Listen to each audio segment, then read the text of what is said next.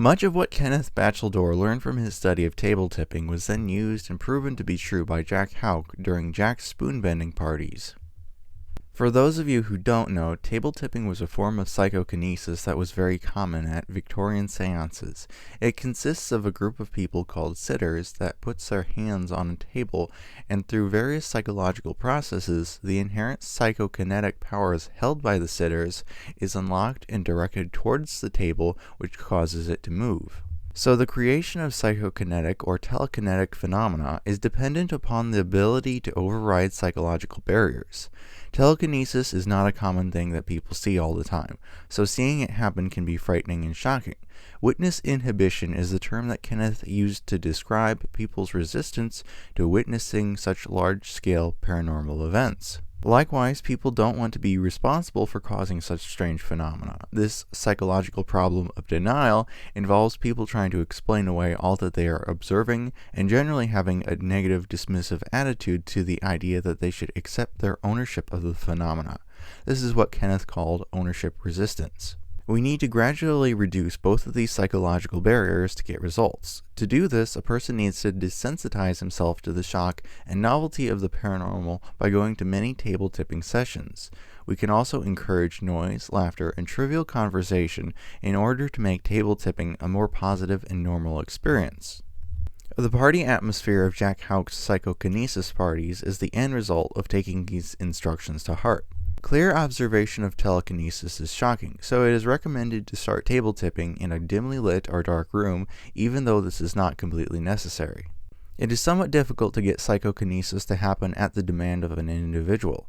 As with naturally occurring poltergeist activity, most table tipping psychokinesis happens spontaneously. There is a caveat though. If we create a fictional being and treat it as a real spirit, our telekinesis can be effectively psychologically divorced from us. The result is that we can command it to do specific paranormal things for us with this technique. The conclusion comes from the results of the Philip and Lilith experiments, but I won't talk about that in detail right now. This paper talks about how verbal suggestion and autosuggestion can sometimes work in creating voluntary results.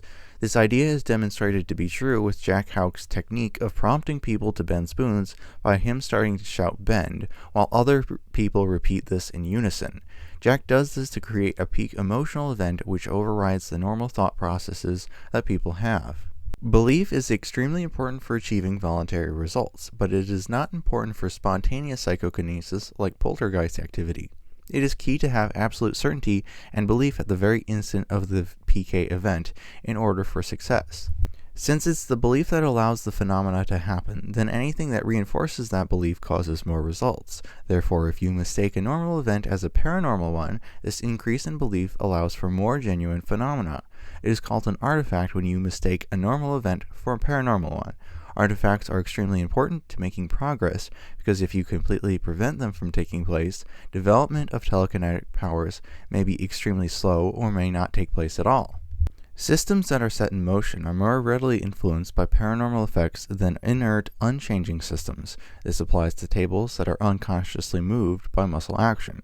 Things that are inherently random, like random number generators, are also more prone to influence from paranormal abilities in a similar manner.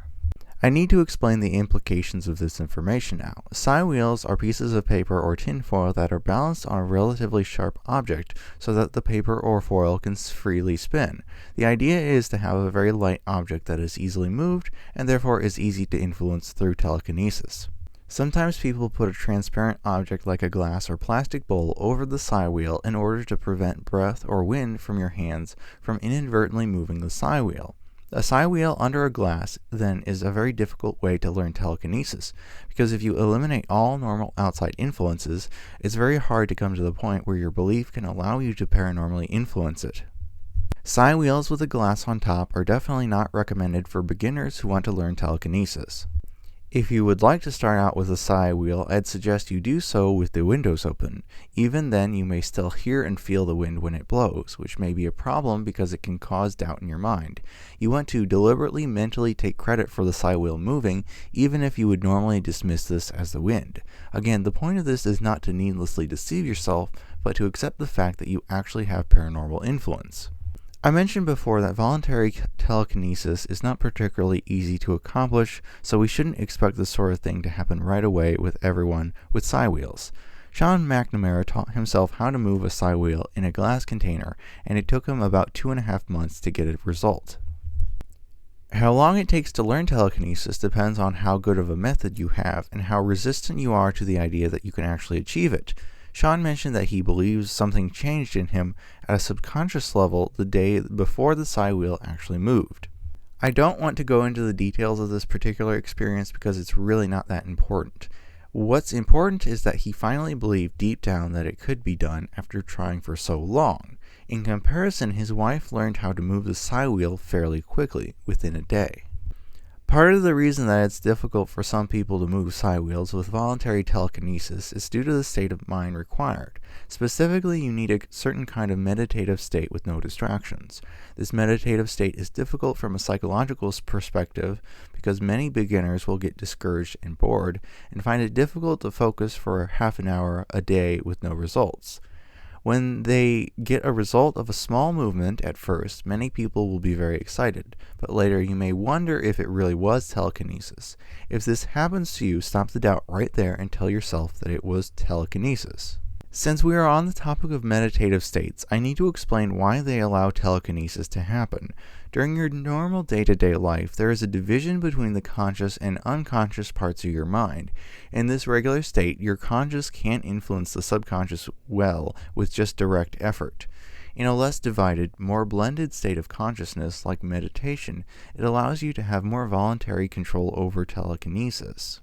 There were special experiments involving sitters trying to make their minds blank and observing in a passive manner. This resulted in prolonged levitations and apparently direct control over the target object's movements by thought. However, this was very difficult to achieve. We may conclude then that to achieve the absolute height of telekinetic control, one would have to have a lot of experience meditating. Most people will not accomplish this, though, because of the difficulty involved.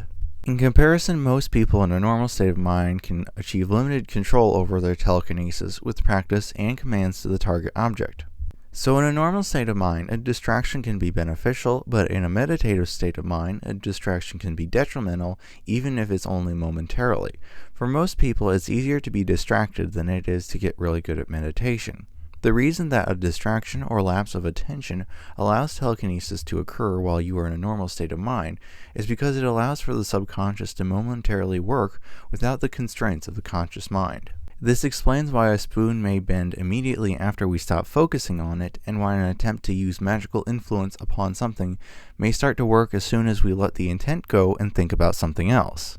I want to mention one other thing quickly. In one of Sean McNamara's videos, he teaches two people the meditative kind of telekinesis, and he mentions that it's very relaxing, but it sort of wears you out a bit after a while. The two people that he taught also discovered that they can achieve stronger telekinesis by working together while holding hands and focusing on the same object. This confirms what I said before in my video about spoon bending with telekinesis. The people can link together physically or psychologically to have better results. Related to this point is the law of reversed effort. This idea was popularized by Aldous Huxley. It is the concept that the harder you try with the conscious will to do something, the less you will succeed. It is only when you let go, relax, and let an unknown transcendent force take control will you succeed. I did not mention this because of any personal philosophical reason, but because the source states that it holds true. Egocentric effort is bad for psychokinesis. The suggestion and expectation that telekinesis will take place is held by the subconscious, and the subconscious will allow the results to occur as long as there isn't the slightest doubt or fear that can hinder it. Because of this, the author concludes that hypnosis should be very conducive to psi powers. An important point that is not emphasized enough in the world of the occult is immediate feedback. Many spells and rituals do not provide immediate objective feedback like spoon bending and table tipping does. This is a major problem from my point of view because without any immediate feedback, you can't adequately assess the effectiveness of a spell or to get an idea of what to try differently if it wasn't really effective. To illustrate this point, let's say you really want a specific outcome for something in your life. You would logically want the most effective magical influence you can get to have the desired outcome. I have to put a caveat in here, though, that for unconscious psychokinesis, you probably don't need feedback. However, as your belief in the effects builds up, it tends to be the case that psychological resistance also builds up, as you might be uncomfortable with accepting what you are capable of. So you may need to change some things as time progresses and the effects become more pronounced. Also, I explained in my video about telekinesis and spoon bending, you don't even need to say words to have a paranormal influence over the world. Saying words while you try to use paranormal influence is only a tool that we can use to focus our intent. Using elaborate wording for spells in a language that you don't really understand is a complete and utter distraction in my opinion. There are many distractions in the world of the occult, some worse than others, and you can avoid them all by acknowledging that the magic practitioner causes the paranormal influence. Many things can be used as a tool to aid you, but tools are not ultimately necessary for results. A wand, for example, is certainly not necessary for you to achieve magical influence upon the world. The role of suggestion, role of rapport, and the need for total belief are similarly emphasized by the Sorat group that were also deliberately causing paranormal phenomena in a more traditional seance context. They have a significant difference in their perspective with Bacheldor on the underlying cause of the phenomena, though. The Sorat members believe that these effects are caused by deceased human spirits that are able to reach over from the other side when the group can achieve enough rapport with the spirits. The author concludes that it may be that one theme or belief may work more effectively at creating paranormal effects for one group because it is more aesthetically appealing than other themes or beliefs. It may be the case that if people believe that there is a more mystical external source of the phenomena, then the phenomena can be more complex and stronger. Likewise, if members of the group believe that the phenomena is caused by an external source, that this would significantly reduce ownership resistance.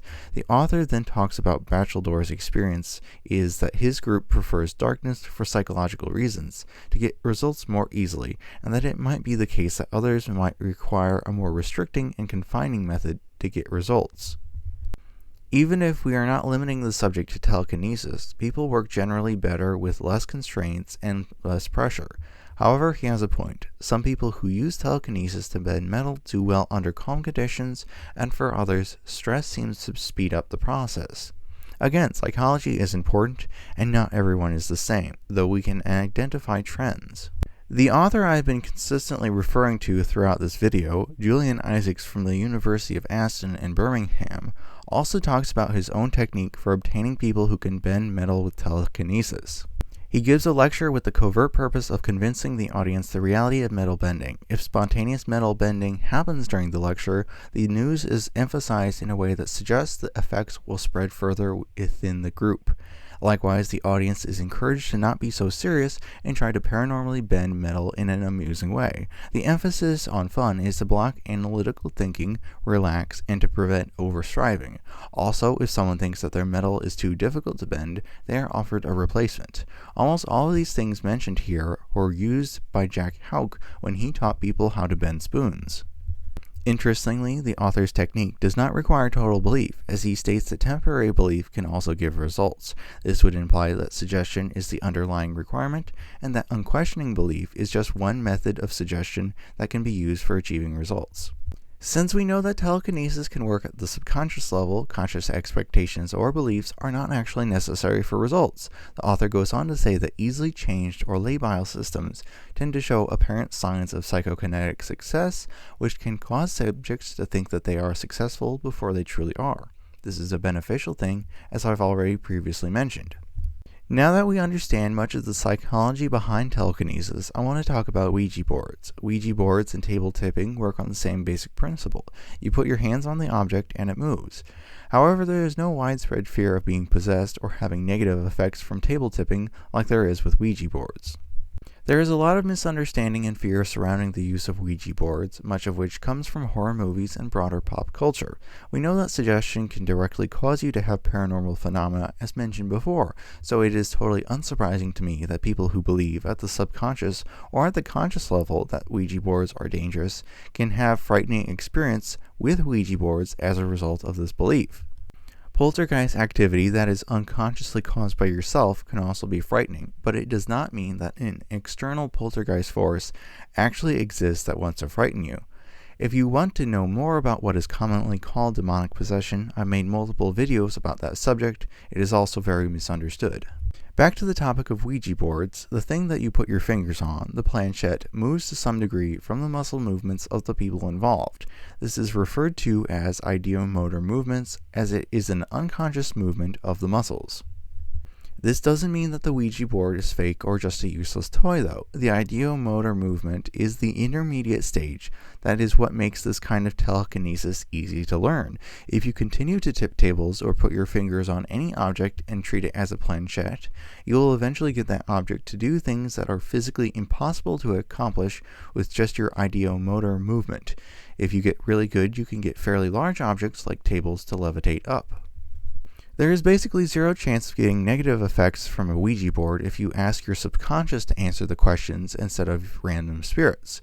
Your subconscious is essentially the unfiltered access to your psychic abilities, so it can potentially know many things that your logical, conscious mind does not have access to. With that said, it does not know everything with extreme accuracy. There is a chance that as you get better at telekinesis, objects will start to move on their own without your express intent to do this. This can be viewed as a negative if objects start to break when you didn't want them broken, or if similar annoying supernatural things happen unintentionally.